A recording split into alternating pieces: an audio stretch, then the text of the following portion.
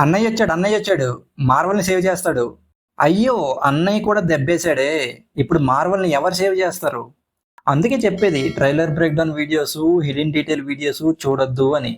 Spider man brand new day చాలా అంటే చాలా హైప్ ఉంది ఈ మూవీ మీద. నేను ఇంకా హైప్ ఎక్కించుకుని వెళ్ళా సినిమాకి. నాకైతే జస్ట్ యావరేజ్ అనిపించింది.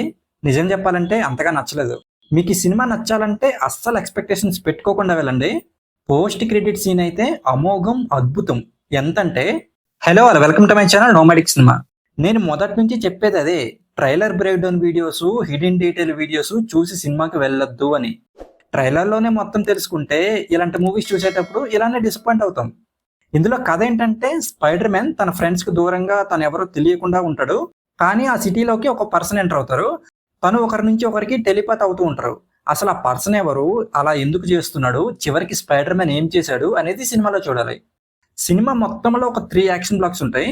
అందులో హల్క్ తో చేసిన యాక్షన్ బ్లాక్, అలాగే క్లైమాక్స్ లో వచ్చే ఆ నింజా ఫైట్, ఈ రెండు తప్ప సినిమా అంత కిక్ ఇవ్వదు. దానికి రీజన్ మొత్తం కాన్వర్జేషన్సే ఉంటాయి.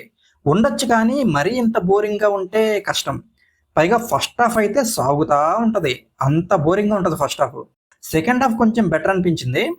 అంటే ఈ మూవీకి ఫస్ట్ హాఫ్ సెకండ్ హాఫ్ ఏమి ఉండదు, కానీ థియేటర్ వాడు అలా వేస్తాడు కాబట్టి మనం కూడా అలానే చూడాలి. ఓకే, దీంట్లో పనిషర్ని తీసుకొచ్చారు, కానీ ఎందుకు అంత కిక్ ఇవ్వలేదు మూవీ నాకైతే. చాలా ఫ్లాట్ గా వెళ్ళిపోతుంది సినిమా. ఎలాంటి సర్ప్రైజెస్ కూడా ఉండవు. అట్లీస్ట్ పోస్ట్ క్రెడిట్ సీన్ లో అయినా ఏమైనా ఉంటుందా అని ఎక్స్పెక్ట్ చేశా. నేనే కాదు, థియేటర్లో చాలా మంది అలానే వెయిట్ చేశారు.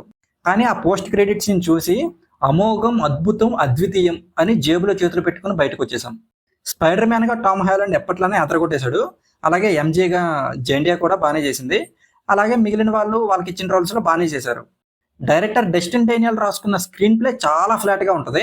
ఎక్కడా కూడా సర్ప్రైజ్ చేయలేకపోయాడు. పైగా అంత థ్రిల్లింగ్ గా కూడా చెప్పలేకపోయాడు. జస్ట్ ఏదో అలా వెళ్ళిపోతుంటది మూవీ. అంటే స్పైడర్ మ్యాన్ ప్రీవియస్ మూవీస్ చాలా హై ఇచ్చాయి. వాటితో కంపేర్ చేస్తే ఈ మూవీలో ఉన్న స్క్రీన్ ప్లే అంత కిక్ ఇవ్వదు. ఇంకా ఓవరాల్ గా మూవీ గురించి చెప్పాలంటే ఎక్కువ ఎక్స్పెక్టేషన్స్ పెట్టుకోకుండా వెళ్ళండి, నచ్చే ఛాన్స్ ఉంది. నాలాగే ఎక్కువ ఎక్స్పెక్టేషన్స్ పెట్టుకుని వెళ్తే మాత్రం డిసప్పాయింట్ అవుతారు.